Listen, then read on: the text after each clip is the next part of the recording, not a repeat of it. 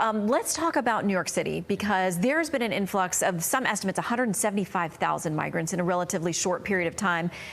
New York City Council member Vicky Palladino says this: we're spending more taxpayer money to care for foreign nationals than we are on the annual budgets of NYPD, FDNY, and the Department of Sanitation combined. I know your reaction this week to some of the executive action by the president was wary. You don't want to be indistinguishable, you said, from Republicans. You worried about excluding or erasing certain communities of color. So what do you say to the people of color here who are your constituents, or people who live in this town who are worried about the system being overwhelmed, public safety, education? Mayor Adams says it could destroy the city. The concerns are fair. I mean, the migrant crisis has put an enormous strain on the social safety net and shelter system of New York City. Look, we in the United States have a dysfunctional asylum system. Anyone, anywhere, can cross the border, claim asylum, enter the country, and Border Patrol has no emergency authority to limit crossings in the event of a surge. And so that's the gap that the president's executive order is filling. But in the end, an executive order is no substitute for an act of Congress. Only Congress can fix what is broken in our asylum system. And you know, both sides obviously point the finger at each other. House Republicans will say, we passed H.R. 2. It is very comprehensive. The White House and the president will say, well, what about that deal in the Senate that you guys had together? Yeah. It seems that it doesn't matter who's in charge. This problem is intractable. It doesn't get solved. No, there's only one party that has a bicameral, bipartisan compromise on border security, and it's the Democratic Party. We, the Democratic, negotiated a border security compromise with the Republicans. There were a number of Republicans. A small handful. Most notably, Mitch McConnell, the Senate Minority Leader. Who then didn't vote for it. Who was for the bill before he was against it, and then he was pressured by Donald Trump to oppose the legislation. But those Republicans who are actively obstructing and opposing the border security compromise have no interest in actually solving the problem. Their interest is in playing politics and demagoguing the issue against President Biden.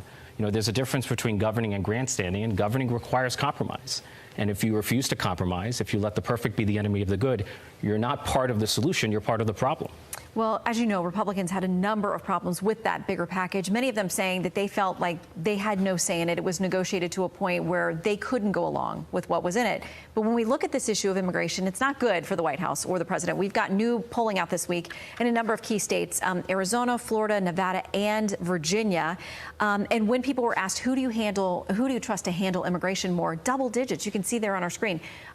They think President Trump has a much better handle on this. Look, I would encourage you to look at New York 3.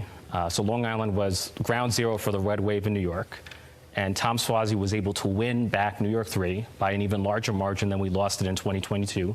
And he was largely campaigning on border security. So Tom Suozzi has shown that Democrats can proactively own the issue of border security.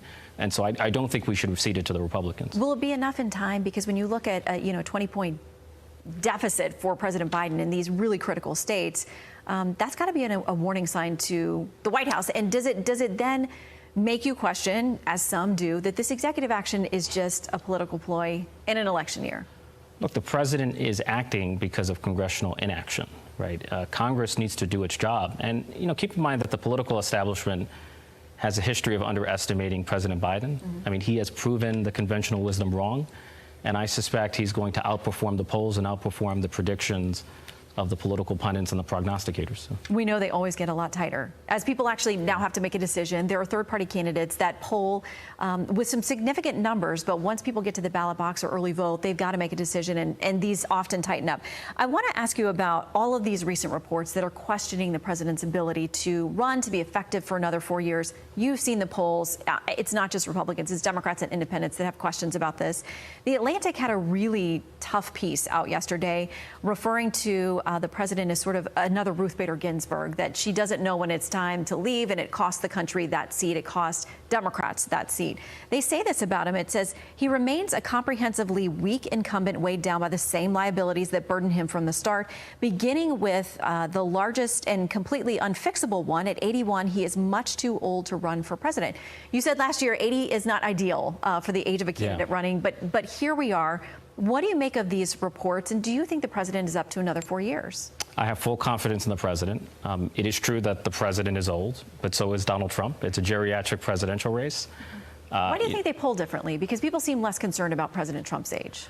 I think there's a narrative that has set in on President Biden, but if you actually look at his record, it speaks for itself. He's had one of the most productively bipartisan presidencies in recent memory. I mean, he brought Democrats and Republicans together to provide health care to veterans exposed to toxic substances, brought Democrats and Republicans together to make some of the largest investments in infrastructure in more than half a century, brought Democrats and Republicans together to address the national security risk around TikTok. So I think when you judge him based on substance rather than narrative, I think he deserves re-election. Let me ask you about that big rally that President Trump had a couple of weeks ago in your district. It's a very diverse district. A lot of folks showed up. We talked to some of them out there. One gentleman, William Rivers, says you are taking everything from blacks and browns everywhere. It's Hispanics or the other people who don't have a lot. You're taking it and giving it to the illegal aliens, which is totally wrong. He talked about why he was attending this. We have many other similar statements from folks. Why do you think your constituency is moving, and poll numbers show us too that Hispanic and black voters are moving to President Trump in a way they didn't in 2020? Well, first, the Bronx is going to overwhelmingly vote for President Biden, despite a few anecdotes. We would be shocked if it were otherwise. But, you know, the Latino vote has never been a monolith. I mean, in 2000, George W. Bush won 40% of the Latino vote. You know, Puerto Ricans and Dominicans in the South Bronx are different from Cubans and Venezuelans in Florida, who are different from Mexicans in California, who are different from Mexicans in South Texas. So the Latino vote has been a bipartisan vote for a long time, and despite what the polls say, we should be campaigning as if we're 10 or 20 points behind. We should never take any constituency for granted. We should campaign for every single vote. That's always good advice for any campaign. Despite any polls, be fighting for every single vote. Congressman, thank you for making the time to come in. Happy to be here. Appreciate it.